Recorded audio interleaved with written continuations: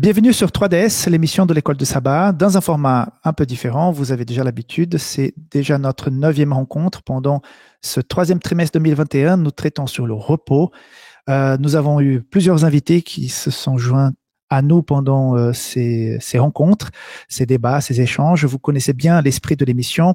On n'est pas ici pour revoir tous les détails de la leçon. Vous avez là chez vous, nous vous incitons à l'étudier, à la préparer. Nous sommes ici surtout pour discuter, débattre un petit peu, enrichir, apporter peut-être des nouvelles idées.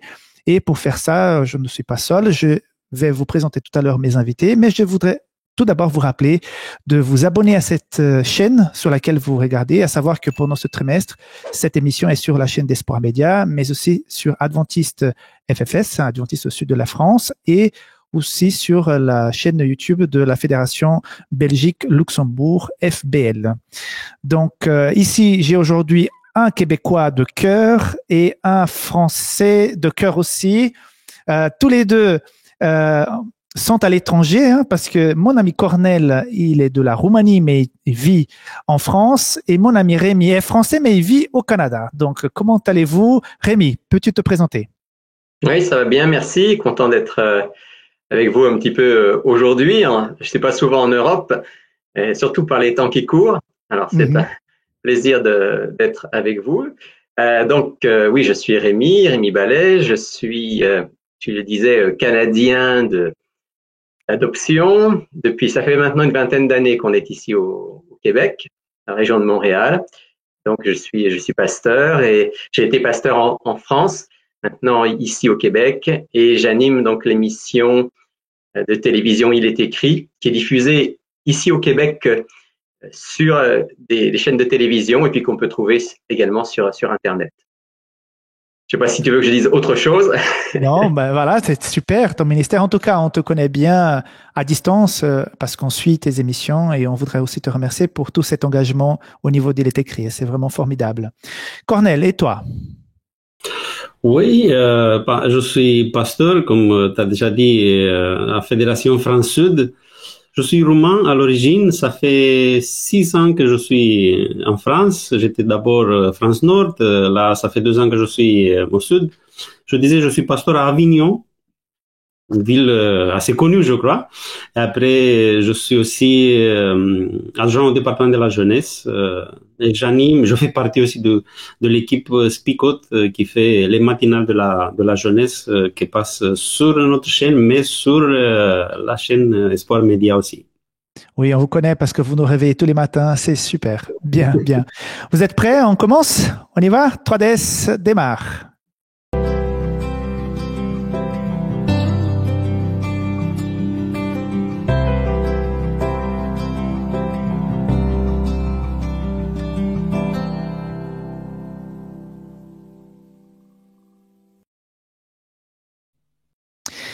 Aujourd'hui, nous allons revoir ensemble la leçon numéro 9, les rythmes du repos.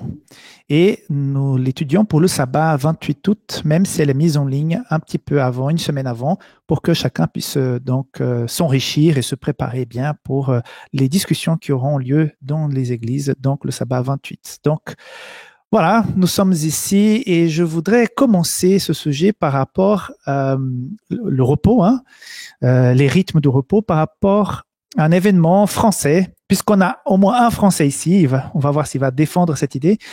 C'est concernant le calendrier républicain qui a été après la Révolution française, donc tout ce mouvement de renouveau, de changement. Donc il faut se séparer de l'Église, il faut se créer ses propres lois. Donc c'est un mouvement qui a apporté des choses assez importantes pour la République française, c'est sûr.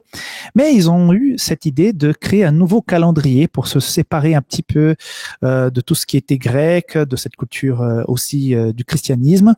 Et ils ont voulu créer un calendrier nouveau, un calendrier républicain, où il y avait 10 jours, 9 jours de travail et 1 jour de repos. Et pendant 12 ans, ce calendrier a été à quelque part forcé par l'administration française à l'époque pour que les républiques, les départements, les institutions, tout ce qui était lié à l'État puisse à quelque part changer la façon de dater les choses. Et puis j'étais en train de regarder les noms des mois, les dates, la façon d'écrire, c'était compliqué comme pas possible. Et tout ce processus de changement de calendrier, c'était vraiment pénible. Et les gens qui étaient à la campagne, eux, ils voulaient pas en savoir parce qu'ils sont restés assez chrétiens, surtout catholiques. Et pour ça, ils aimaient vraiment d'emblée pas du tout ce calendrier. Mais que diriez-vous si aujourd'hui, on disait aux gens, allez, on essaye le calendrier républicain, 9 jours de travail pour 1 jour de vacances? Est-ce que vous pensez que la société serait d'accord de s'y lancer? Rémi? Bon, en France, ce serait une nouvelle révolution. Hein. Parce que connaissant les Français qui sont champions pour râler, je pense qu'on est les champions du monde de la grève et de tout ce qui s'ensuit. Alors, je suis absolument persuadé que 9 jours de travail pour un jour de repos, ça n'aurait aucune chance de passer. Et toi, Cornel? Ouais, je vois ça compliqué on va dire dans un pays, dans une zone démocratique, parce que, et surtout en France, on a eu les gilets jaunes, on a des protestes pour tout. Vous pouvez vous imaginer qu'est-ce que ça donnerait si on essaye de faire les gens travailler plus. Non, je trouve compliqué. Peut-être dans un pays, je sais pas, où il y a une dictature, c'est un peu plus facile de mettre ça en place, mais dans un pays, c'est compliqué. Après, je sais pas, parce que vous voyez, on a mis en place ce système pour s'éloigner du christianisme, s'éloigner et je crois que peut-être qu'on a déjà réussi à s'éloigner de tout ça. On va pas réessayer de changer, parce que peut-être, je sais pas, en France, un peu partout, on a réussi à s'éloigner de beaucoup de choses que, bon, il n'y a pas besoin aujourd'hui de revenir sur, je sais pas, une semaine de 10 jours. Ouais. Peut-être pour pousser un peu la production, pour produire plus. Mais on a vu pendant ces 12 ans de test de ce calendrier, les choses n'ont pas très bien marché. Et les gens étaient très, très fatigués parce qu'à quelque part, la création, et justement, on va rentrer tout à l'heure sur ce sujet, la création a fait que le corps supporte 6 jours de travail, mais à un moment donné, il faut s'arrêter. Hein, et faire 9 jours d'affilée de travail, ça serait vraiment compliqué. Hein. En parlant de création, Rémi, pourquoi il y a encore autant de débats autour de la création? On n'arrête pas d'en parler, de discuter. Pourquoi la création est un sujet aussi passionnant? Parce qu'il y a ceux qui disent que la création, donc en tout cas, c'est aussi notre croyance qu'elle a été faite en 6 jours littéraux. D'autres disent que ce sont à quelque part 6 jours un peu symboliques. D'autres qui ne croient pas du tout à la création. Pourquoi ce sujet attire autant de passion encore? Alors, ça dépend de qui on parle. Si on parle des croyants ou bien des croyants et non-croyants, c'est sûr que dans nos sociétés, du fait que la théorie principale, l'hypothèse principale qui est développée, c'est quand même celle de l'évolution. Alors, on a essayé, et je pense qu'Ornel l'a dit, on a essayé d'évacuer la religion, on a essayé d'évacuer Dieu, y compris de l'acte créateur. Maintenant, si tu en parles dans le cadre chrétien et même dans le cadre adventiste, je crois qu'il y a plusieurs choses. D'abord, il y a des choses qu'on ne comprend pas forcément. Ça dépasse une création en 6 jours. C'est complètement en dehors de nos capacités de compréhension. En plus de ça, on est dans un monde où on nous dit, on nous redit, c'est presque tous les jours, on a des articles qui nous parlent de l'évolution. Enfin, moi, ici au Canada, je lis régulièrement les nouvelles et presque tous les jours, on a des nouvelles qui nous disent, voilà, on a trouvé tel ou tel fossile qui date de 70 millions d'années. Donc, il y a quand même une pression très forte et je crois qu'en tant que chrétien, qu'on le veuille ou non, on n'est pas imperméable à ça. Et certains chrétiens aimeraient pouvoir, en quelque sorte, réconcilier l'hypothèse évolutionniste avec la Bible. Alors, on a essayé de le faire. Hein. On a essayé de dire, prenez la Genèse, regardez, c'est le même ordre que ce qui s'est passé dans l'évolution. Mais en réalité, si on pousse un petit peu la réflexion, c'est sûr que c'est complètement incompatible. Donc, il y a une dimension de foi à un moment de dire, OK, on comprend pas, on ne sait pas comment ça s'est passé, on a des évidences qu'il y a un créateur, la Bible nous dit que ça s'est passé en 6 jours. Au-delà, c'est sûr qu'on ne pourra jamais prouver quoi que ce soit sur ce plan-là et il faut faire confiance. Voilà, donc le mot, c'est avoir la foi. On croit. Ça te fait réfléchir aussi, Cornel? Oui, après, on a toujours ce débat et on parle pas que en dehors du christianisme. On parle pas que en dehors de l'adventisme. Peut-être on a le débat partout si il s'agit de 7 jours, de 24 heures, ou il s'agit des périodes de temps, ou évolutionnisme. On a découvert, on a inventé l'évolutionnisme théiste. Ça signifie que tout au début c'était Dieu qui a donné quelque chose et après c'est l'évolution qui continuera à faire le travail.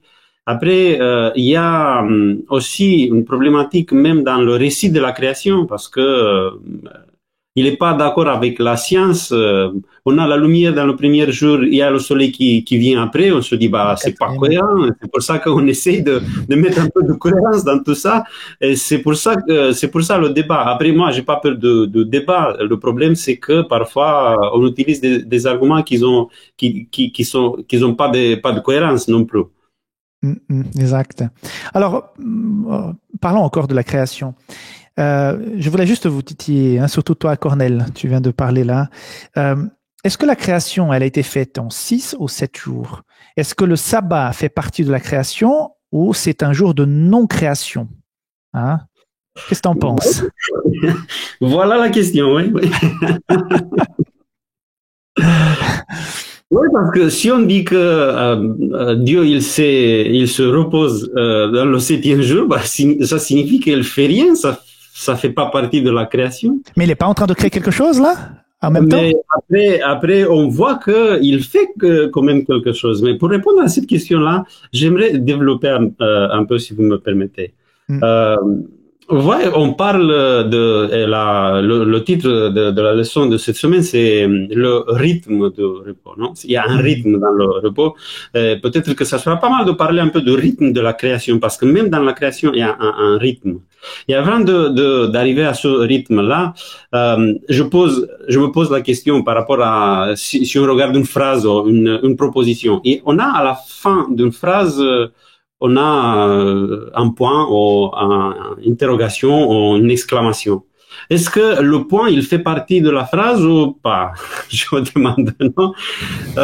Parce que vous voyez, c'est assez important parce que en fonction de ce que j'ai à la fin de la phrase, je peux changer même le sens de la phrase. Parce que si j'ai une interrogation, il faut que je change même l'ordre des mots afin que ça donne quelque chose. Et je suis pas en train de comparer le sabbat avec un point ou une exclamation, interrogation, même si parfois il s'agit d'une exclamation, il s'agit d'une interrogation. Mais vous voyez, ce qu'on a à la fin d'une phrase, ça donne du sens. Et c'est comme ça que je vois le sabbat qui vient compléter quelque chose qui donne du sens. Mais je reviens sur le rythme. Pour trouver le rythme de la création, du récit de la création, il faut bien chercher les mots. J'ai trouvé un mot, et j'aimerais parler un peu de ce mot-là, le mot qu'on a traduit en français comme bon. Le mot en hébreu, c'est tob.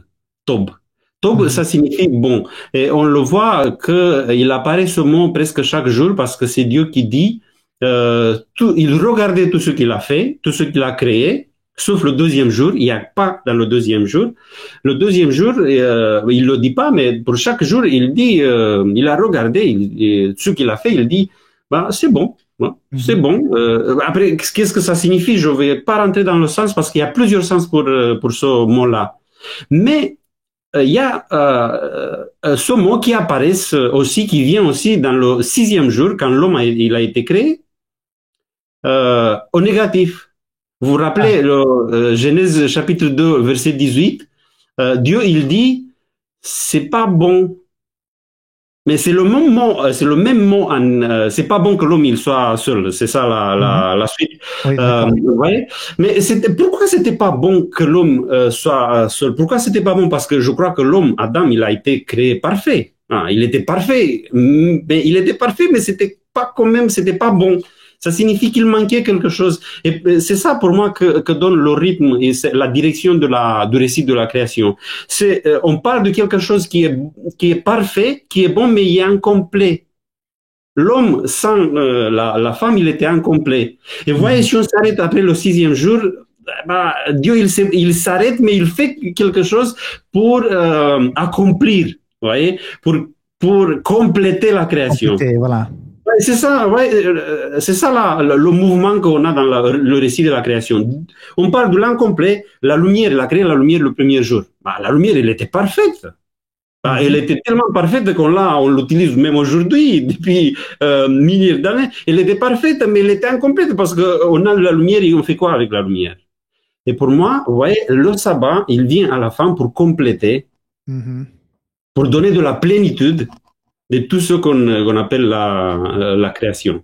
Et le fait que Dieu, il a créé, parce qu'il a créé quand même un espace de temps, il a créé un espace de temps, ça me dit à moi aujourd'hui que Dieu, il reste pas, il s'éloigne pas de sa création, il n'a pas créé quelque chose après, il l'a laissé là, il a créé un espace de temps pour prendre le temps pour se mettre à disposition de sa création, pour se mettre à disposition de ses créatures. Et c'est ça. C'est le point final qui complète, qui donne du sens à toute cette semaine de la création. Wow, très bien. Merci. Rémi, tu veux... Oui, juste dire qu'en lien avec cette question du rythme, que pour nous, s'il n'y avait pas de jour du repos, les journées seraient une succession infinie. Et je pense que Dieu voulait qu'il y ait quelque chose qui soit bien marqué. On en a besoin, en fait. Hein. On a besoin. Imaginez que toutes les journées soient des journées identiques de travail. On n'aurait plus ce rythme dont nous avons besoin. Nous avons besoin, quelque part, de points de repère dans ce temps infini. Et Dieu nous a donné ce point de repère, en plus un point de repère spirituel. Mais même physiquement, imaginez que les gens travaillent le lundi, le mardi, le mercredi, jeudi, vendredi, et samedi et dimanche, ils retravaillent. Je pense qu'on ne pourrait pas supporter. Nous aurions tous des problèmes. Non. La réalité, Erickson, c'est que ça existe. Il y a des gens qui travaillent non-stop tous les jours. Oui. Mais c'est effectivement, on n'est pas fait pour ça. C'est dévastateur pour notre santé physique, mentale et spirituelle. Tout à fait. Rémi, une chose, pourquoi, si c'est tellement clair la présence, l'importance du sabbat dans la création, comme dit Cornel, qui est le couronnement de toute cette création, pourquoi on va le répéter dans les 10 commandements? Si c'était tellement clair et évident que le sabbat faisait partie de la création, c'est pas, on va le redire avec plus d'emphase dans la leçon qui vient, la leçon 10, le sabbat, il n'appartient pas au peuple juif. Hein. C'est quelque chose qui fait partie naturellement de la création, qui fait partie du peuple de Dieu. Ça ne leur appartient pas. C'est pour tous les enfants de Dieu. Mais pourquoi il se glisse dans les 10 commandements? Si c'était tellement clair qu'il faisait partie de la création, c'est un peu comme le mariage. Le mariage, même pour ceux qui ne croient pas en Dieu, le mariage, c'est quelque chose qui s'impose pour la plupart, hein, comme quelque chose de naturel. Pourquoi le sabbat n'a pas cette place naturelle? Il a fallu le mettre dans les 10 commandements. Alors, ça dépend de ce qu'on entend par naturel, Rickson. Je suis pas sûr que le sabbat soit naturel au sens où, par exemple, on parlait de rythme, on parle de rythme. Hein, le rythme qui consiste à travailler le jour et dormir la nuit, ça c'est très naturel. C'est-à-dire que on n'a pas besoin que qui que ce soit nous dise que la nuit c'est fait pour dormir. On a même au niveau physiologique ce qu'on appelle des synchroniseurs qui font que notre corps se prépare à dormir. Je suis pas sûr que le sabbat soit du même ordre. On a fait souvent remarquer, hein, vous savez bien que on peut expliquer le jour, donc c'est le temps que la Terre met pour tourner sur elle-même. On peut expliquer le mois lunaire au départ. On peut expliquer l'année, mais on peut difficilement expliquer la semaine. Certains ont essayé de le faire en disant que c'était une division du mois lunaire qui serait de 28 jours et puis qu'on aurait divisé par 4, mais c'est un peu bancal, d'autant que le mois lunaire, pour la plupart, d'entre nous, il est plutôt de 29 jours. Donc, je suis pas sûr que ce 7 jours, il soit naturel au même sens que, par exemple, la journée de 24 heures. Dans ce sens-là, on peut dire que le sabbat, c'est une création, mais une création que Dieu donne à l'être humain. Et alors, à travers le temps, c'est sûr que ça s'est largement perdu. Hein. Tu fais mention, Nixon, du fait que Dieu a redonné cette dimension du sabbat dans les 10 commandements. Mais il faut se souvenir que juste avant les 10 commandements, le peuple d'Israël a passé quand même pas mal de temps en Égypte et j'ai du mal à croire qu'en Égypte, ils pouvaient observer le sabbat. Donc, ils avaient largement eu le temps d'oublier le sabbat et ils avaient besoin vraiment de le redécouvrir.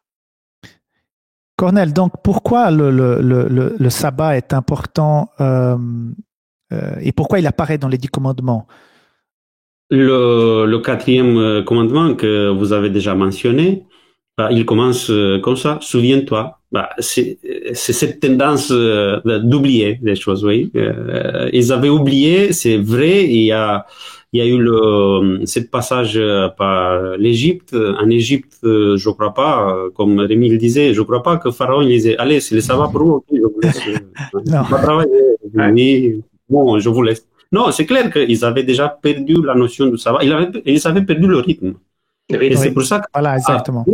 on va retrouver le rythme. On verra ça par la suite après. Et on va retrouver le rythme. C'est toujours le rythme qu'il faut garder. Et c'est pour ça que peut-être Dieu il dit, mais je crois que il y a quelque chose de plus profond que ça. Parce que là, Dieu il est en train de faire un contrat un pacte avec le peuple d'Israël. C'était important que le sabbat y figure. Hein. C'était vraiment le signe d'alliance entre le peuple et son Dieu. Tout à fait. Et je crois que s'il est placé là où il est placé, au milieu de 10 commandements, ça signifie qu'il y a quelque chose de plus, hein, vous voyez, quelque chose de plus profond que juste le fait qu'ils avaient oublié. Parce que nous aussi, on a la tendance d'oublier, mais c'était plutôt le fait qu'à travers le sabbat, Dieu il va continuer à créer cette plénitude qu'il avait créée tout au début. Si on laisse de côté le sabbat, ça signifie c'est pas complet. Vous voyez, je reviens sur l'idée de complet en complet. Voilà. Tu insistes là, c'est super. Mais Cornel, avant Exode 20, où on voit pour la première fois le sabbat dans les 10 commandements, il y a aussi Exode 16, où il y a cette histoire de la manne qui tombe du ciel. On va pas raconter toute l'histoire ici. Et puis, je vous invite, vous qui regardez cette émission, à étudier votre leçon et à vous attacher à Exode 16, Exode 20 et à Deutéronome 5. Là, il est question de la manne, Cornel. Pourquoi ce récit est important? Quels sont les aspects pratiques? Pourquoi il est là? Quel est ton avis par rapport à ça? Je reviens sur le rythme. Hein. Il faut garder le rythme parce que la manne, on va s'imaginer, le peuple d'Israël vient de sortir de l'Égypte. En Égypte, ils avaient une vie qui était d'abord assez contrôlée par les autres parce qu'il fallait travailler, je sais pas, le temps de repos, la nuit qu'ils avaient, c'était vraiment compliqué pour eux, mais c'était une vie assez disciplinée parce que quand on travaille, on est discipliné, on travaille, on garde un rythme de travail. On arrive au désert, il y a rien à faire. Qu'est-ce qu'on fait? Qu'est-ce qu'on travaille? C'est pour ça que Dieu, à part le fait qu'il va leur donner à manger, c'est un miracle, la manne qui tombe du ciel, à part le fait qu'il va donner leur à manger, Dieu, il va essayer de le maintenir dans un rythme qu'il avait déjà établi avant. Et c'est important que l'épisode de la manne, il vient avant le mont Sinaï parce que il y a beaucoup de monde qui disent aujourd'hui que le sabbat, c'est pour les Juifs. Dieu a donné le sabbat aux Juifs, même si tout au début à la création, il n'y avait pas de Juifs. Et après, il y a Jésus qui dit que le sabbat, il a été créé pour l'homme. L'homme, pas juif, pas roumain, pas canadien, c'est pour l'homme. Ouais. Si c'est pour l'homme, c'est pour ça que c'est important le fait d'avoir ce récit avant. Mais c'est surtout une idée de rythme, parce qu'il fallait prendre la manne chaque matin, sauf le samedi, parce que le samedi c'est un peu l'idée de jour de repos. Et vous imaginez un procrastinateur à ce temps-là, il se lève le matin, le procrastinateur qui pousse tout le temps, je le ferai un peu plus tard, je le ferai un peu plus tard. Et plus tard, si tu le fais plus tard, tu n'auras rien à manger pour aujourd'hui. Et si ça tombe un vendredi matin, t'as ni pas vendredi non plus.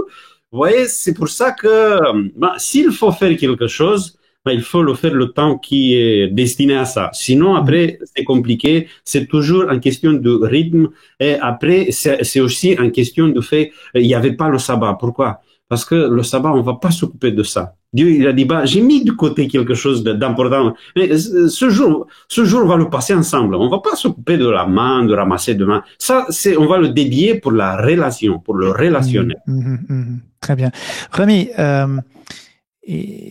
les 10 commandements, ils apparaissent dans Exode 20, mais on va aussi avoir une répétition de ces commandements dans Deutéronome 5. Je me suis toujours posé cette question. Pourquoi Dieu répète?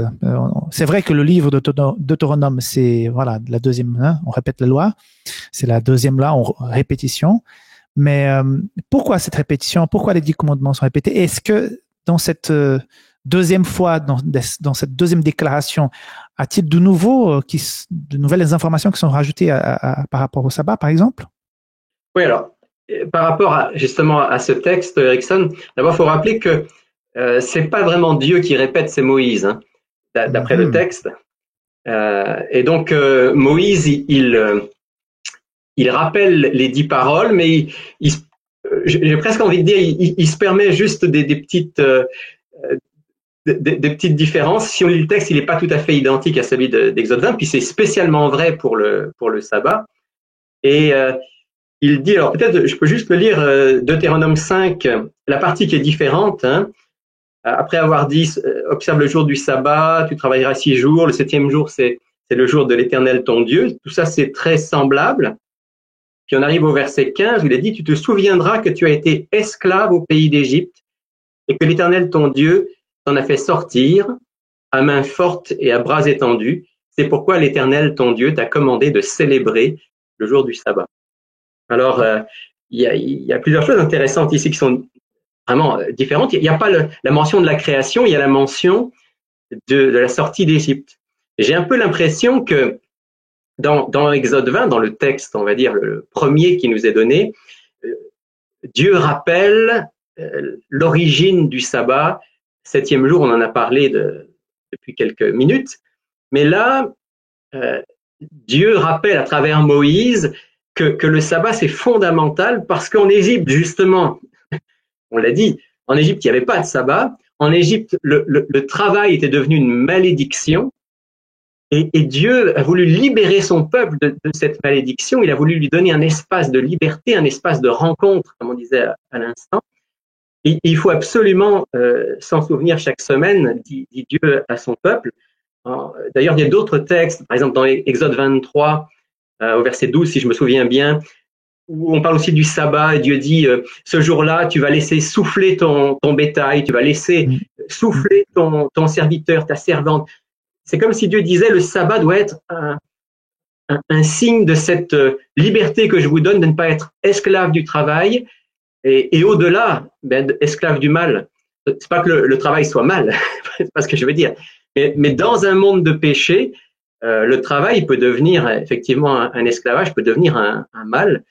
Et Dieu veut libérer de cela. Et au-delà, on voit bien sûr toute cette dimension de la libération du péché que le Christ va apporter. Donc, il y a vraiment la dimension de la libération, de la rédemption dans ce texte de Deutéronome qui est extraordinaire. Puis, une dernière chose, c'est qu'il est question là de célébrer le sabbat à la fin du verset 15. Il dit, je te donne ce jour-là, tu travailles pas, et ce jour-là, tu vas le célébrer. Alors, je vois que il est question, dans le texte que tu nous montres, Ixon, il est question d'observer, mais je pense que dans le texte original, c'est beaucoup plus célébré. Oui, ça c'est français courant. C'est quelque chose de très beau. Ça donne au sabbat toute cette dimension de joie, de fête. Hein, comme chez les Juifs, plus peut-être que chez les Adventistes, on a cette dimension de fête. C'est le jour du sabbat, on célèbre le sabbat. Je me souviens je parlais avec Richard Elofer, que certains d'entre vous connaissent. Oui, et puis un jour poser la question à un rabbin, mais quelle différence il y a entre le sabbat des Juifs et le sabbat des Adventistes? Est-ce qu'il y a une différence? Et puis, le rabbin a répondu, les Adventistes, je pense qu'ils observent le sabbat. Nous, on célèbre le sabbat. Le clash. C'est vrai, je crois que c'est pas faux. Hein. Très bien. Cornel, justement, je prends cette information qui nous a donné Rémi, surtout avec cet échange qui vient de décrire.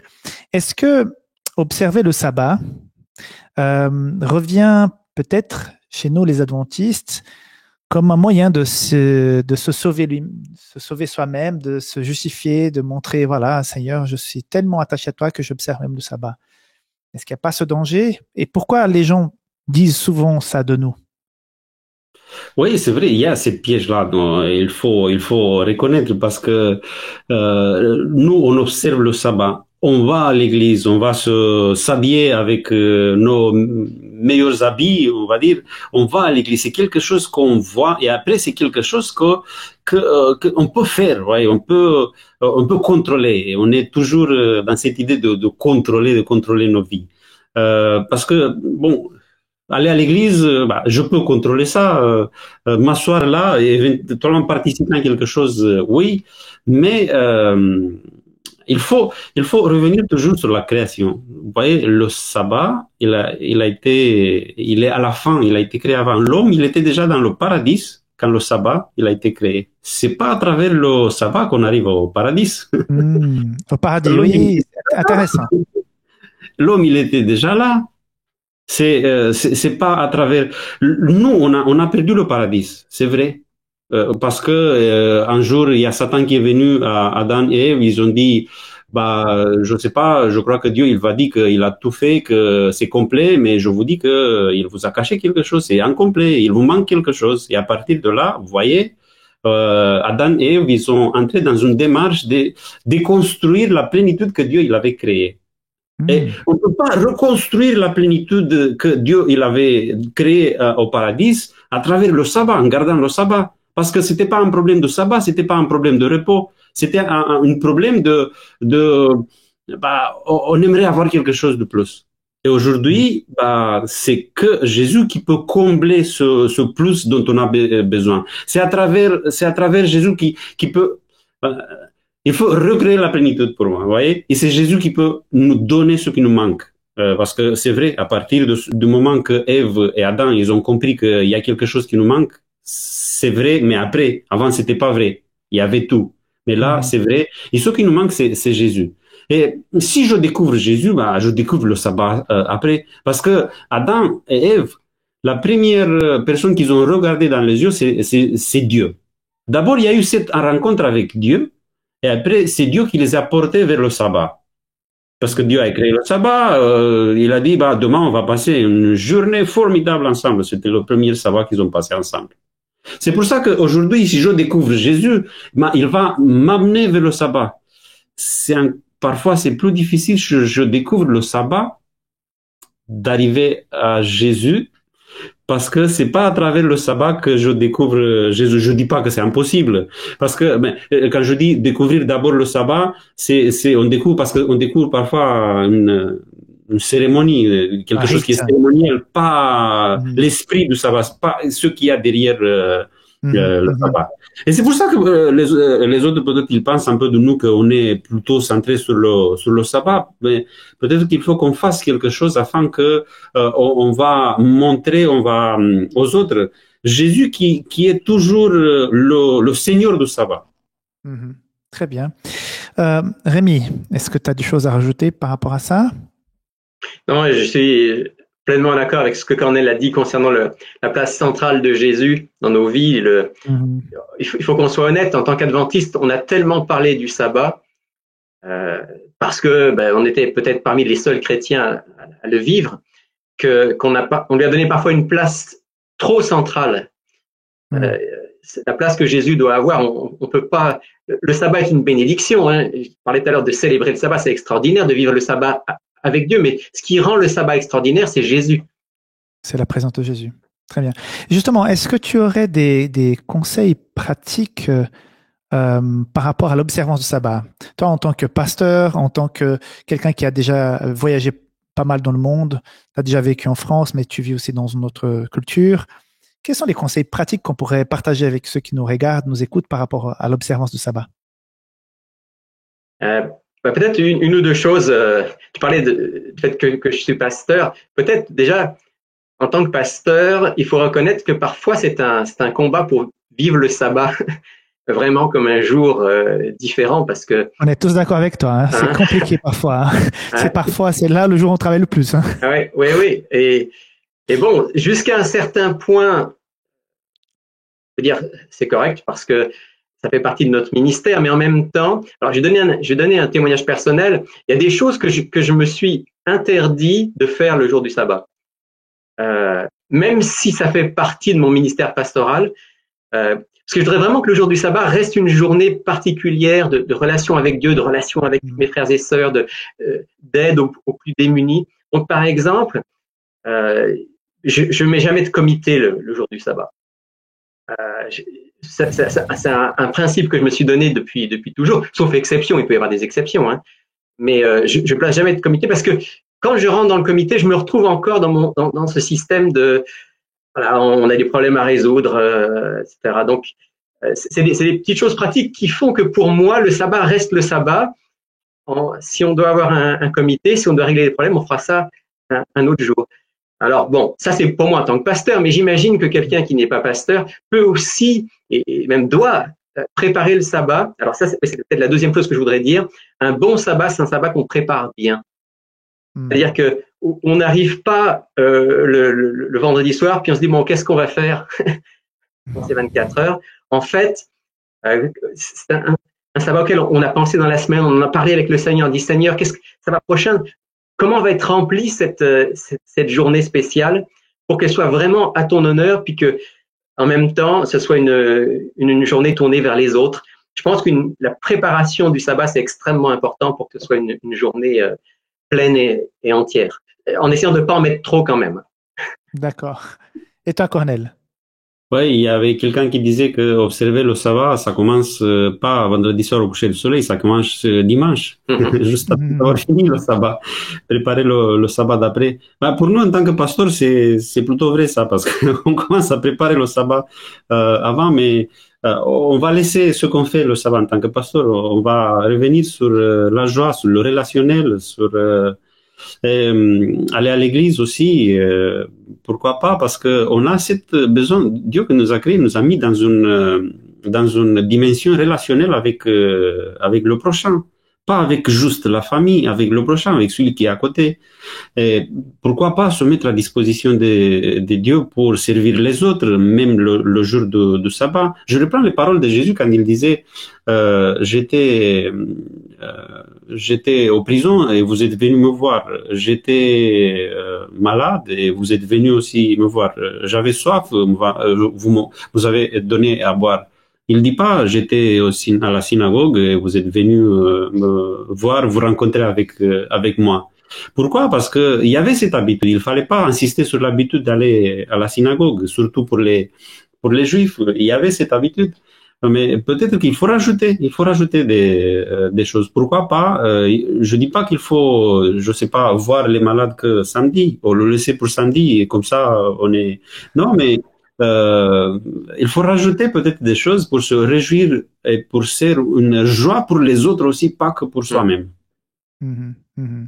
Alors justement, je voudrais enchaîner, et ça sera notre dernière question pour notre débat ici, c'est comment devait être notre engagement avec l'Église le jour de sabbat? C'est vrai que nous avons parlé de préparer le sabbat plutôt au niveau personnel, famille, tout ça, mais je dis que c'est très important de passer le sabbat en famille. En tout cas, à la maison, c'est rare, mais qu'on vive pas le sabbat au moment du coucher du soleil, on réunit la famille, on chante, on fait un bilan de la semaine, on discute les points forts, les points moins sympathiques de la semaine avec les enfants et tout ça. C'est le jour où on prend une histoire biblique, on va faire un petit débat et tout. Donc pour nous, c'est très important, hein. Mais après, on le commence en famille, on mange après. Mais quelle est la place de l'Église? Parce qu'il y a certains qui se donnent à fond, ils sont engagés. Quand j'ai vécu ma conversion, moi, ma grande joie était d'être à l'église et j'y passais toute la journée. J'arrivais pour l'école, ça s'appelait comment déjà? C'était l'école de préparation des professeurs, des moniteurs de l'école de sabbat. Hein, j'arrivais déjà pour la classe des moniteurs. Voilà, c'était ça, la classe des moniteurs. Après, ça s'enchaînait avec l'école de sabbat, le culte. On mangeait soit à l'église, soit chez des amis. On revenait pour 14h30 parce qu'il y avait les JA. Et à 16h, il y avait une activité pour la jeunesse. Et le soir, il y avait un moment social où toute la jeunesse était là. Donc, mais c'était merveilleux. J'aimais beaucoup. Hein. Mais c'est un peu trop quand même. Alors, comment équilibrer cette relation sabbat et activité en église? Oui, je crois aussi, Erickson, que ça dépend beaucoup de chaque personne. Je veux dire, quelqu'un qui est seul, par exemple. Et on a beaucoup de gens seuls dans nos églises. J'étais célibataire à cette époque-là. Hein. Ouais, oui, et je pense que pour ces gens-là, c'est important que le sabbat soit pas un vide. On va à l'église samedi matin, puis après, il y a plus rien. Donc, je crois que alors, de quelle manière? C'est pas forcément toujours de manière organisée pour l'ensemble de l'église. Ça peut être aussi, comme tu disais, en s'invitant les uns les autres, en organisant des choses les uns avec les autres. Mais oui, il y a cette dimension. Écoute, les deux grands commandements, c'est tu aimeras le Seigneur ton Dieu de tout ton cœur et ton prochain comme toi-même. Le sabbat, ça doit être le signe de ça. C'est-à-dire d'un jour où on est non seulement une relation personnelle avec Dieu, mais aussi une relation profonde, intense avec nos frères et sœurs. Puis j'ai bien aimé ce que disait Cornel par rapport au fait d'aller aussi vers les plus démunis. Donc dans ce sens-là, ouais, je crois que le sabbat, c'est vraiment une journée qui nous tourne vers l'autre. Maintenant, chacun a une vie différente. Pour quelqu'un qui a une vie trépidante, peut-être qu'il a besoin de ce qu'on appelle parfois la sainte sieste du saint sabbat.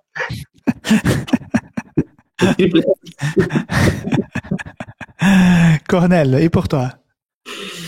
Oui, parfois c'est difficile de trouver l'équilibre. Et c'est difficile de trouver l'équilibre pour ceux qui sont très engagés, parce que il y a des personnes qui sont très engagées, et après ils sont un peu obligés à faire tout, parce que il y a aussi beaucoup de personnes qui sont bien à l'église pour consommer quelque chose. C'est consumisme. Je suis là peut-être pour juger, critiquer un peu, parce que bon, c'était pas à mon goût, mais c'est pas grave. Bon, je reviens pas. Vous voyez, et je crois que Covid n'a pas aidé trop, parce que on a fait des réunions en Zoom, on a inventé des mots présentiels, distanciels. On ne sait pas si comment on sent. Et c'est compliqué, parce que pour faire un Zoom, ça suffisait une personne avec un ordi et tous les autres, ils étaient connectés. Et là, ils regardaient, ils disaient oui, c'est bon, ok, on va se connecter demain. C'est compliqué d'arriver à engager tout le monde. Vous voyez, je trouve ça, de trouver l'équilibre, d'arriver à d'impliquer les autres aussi, de le faire vivre le sabbat, mais pas pour consommer, pour être dans le consumisme, sinon pour participer, pour apporter quelque chose, pour donner quelque chose, parce qu'il s'agit toujours de ça. Et je trouve que ça, c'est comme je disais, c'est compliqué, mais en même temps, je vois que Jésus, quand il était sur la terre, il allait à la synagogue, mais il allait un peu partout. Il était un peu partout. Il faisait beaucoup de choses. Mais après, il trouvait le temps parfois de se retirer avec les disciples, non, de passer un temps entre les disciples, de se reposer un peu. Il passait aussi beaucoup de temps dans la prière. Je crois qu'on peut trouver beaucoup de choses à faire dans le sabbat, avec la famille aussi, parce qu'on disait c'est important, non, pour de se réjouir avec la famille, avec les autres. Mais pour moi, le mot, c'est l'équilibre. Trouver toujours l'équilibre. Ouais, tout à fait. Je vous ai raconté un petit peu ma réalité quand j'étais encore célibataire. En arrivant en Europe, j'ai trouvé un peu bizarre tous ces Européens qui sortaient à marcher, à aller dans la nature le sabbat après-midi. Mais qu'est-ce qu'ils vont tellement dans la forêt et tout. Et aujourd'hui, j'aime beaucoup, à la fin du sabbat, sortir marcher, parce que voilà. En plus, comme en France, en Suisse et au Québec, nous avons aussi des saisons hivernales un peu rudes. Donc, je pense que les rythmes du sabbat peuvent changer selon la saison. Là, actuellement, il fait chaud. C'est jeudi à mon église, par exemple, je suis pasteur à Neuchâtel. C'est jeudi à mon église, on fait une activité l'après-midi, mais c'est exclu, quoi. Et si on le fait, c'est au bord du lac, parce qu'on est à 5 minutes du lac. On se réunit autour de quelqu'un, d'un invité, mais au bord du lac. Donc, voilà, il faut vraiment vivre la chose selon l'endroit, les coutumes, les habitudes, mais surtout garder cet esprit de service. Et j'ai bien aimé ce qu'a dit Rémi, hein. C'est un jour de relation avec Dieu, mais c'est aussi un jour pour aimer son prochain. Donc, c'est important d'avoir aussi cette relation. Il y a certains qui se retirent en disant, je vais vivre mon sabbat à ma manière, dans mon coin et tout, parce que c'est un jour consacré à Dieu. C'est vrai, c'est bien, mais il faut un certain équilibre entre ce temps de relation avec Dieu et aussi de relation les uns avec les autres, où Dieu se révèle aussi. Parce que parfois, dans la relation avec l'autre, je vais aussi découvrir Dieu chez lui, qui va m'aider à découvrir mon Dieu à moi. Donc, c'est très important. Absolument. Donc, mes amis, merci beaucoup de votre participation. C'était un échange assez riche, intéressant, beaucoup plus pratique. Et j'espère que ça va pouvoir aussi enrichir vous qui nous regardez dans votre préparation, dans vos discussions sabbat prochain lors des classes de l'école du sabbat. Je vous rappelle que cette leçon est pour le sabbat 28 août. C'est la leçon numéro 9, les rythmes du repos. J'étais avec Rémi, qui est pasteur au Québec, et Cornel, qui est pasteur dans la Fédération France-Sud. Et je vous invite à vous abonner à la chaîne sur laquelle vous regardez maintenant cette émission. Peu importe la chaîne, mais abonnez-vous.